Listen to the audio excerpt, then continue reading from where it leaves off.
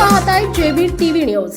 बातमीत सत्यता हीच आमची ओळख। मुरगुडमध्ये वयोवृद्धाला लुटणाऱ्या दोघा अट्टल गुन्हेगारांना अटक, 3 लाखांचा मुद्देमाल जप्त।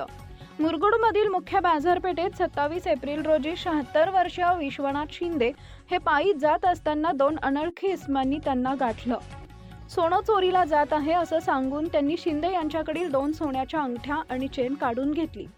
ते दागिने कागदात ठेवत असल्याचा बनाव करून हातचलाकीने लंपास करून दोघे पसार झाले होते। या प्रकरणी शिंदे यांनी दिलेल्या तक्रारीवरून मुरगुड पोलीस ठाण्यात गुन्हा दाखल करण्यात आला होता।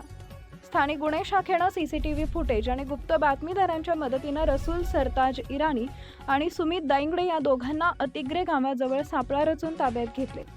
त्यांच्याकडून सोन्याचे दागिने, मोबाईल फोन आणि गुन्ह्यात वापरलेली मोटरसायकल असा एकूण 3,10,800 रुपयांचा मुद्देमाल जप्त केला।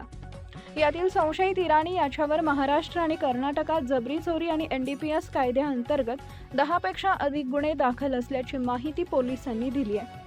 स्थानिक गुन्हे अन्वेषण शाखेचे पोलीस निरीक्षक सुशांत चव्हाण, पोलीस उपनिरीक्षक जालिंदर जाधव, पोलीस अंमलदार योगेश गोसावी, राजू कोरे, हिंदूराव केसरे, समीर कांबळे, महेश खोत, रोहित मर्दाने, विजय इंगळे, अमित सरजे, सतीश जंगम, सतीश सूर्यवंशी, संजय देसाई, अमित मर्दाने यांनी ही कारवाई केली आहे। आपल्या परिसरातील महत्त्वाच्या बातम्या पाहण्यासाठी आजच आमच्या जेबी टीव्ही न्यूज चॅनलला YouTube वर सबस्क्राइब करा आणि बेल आयकॉन प्रेस करा।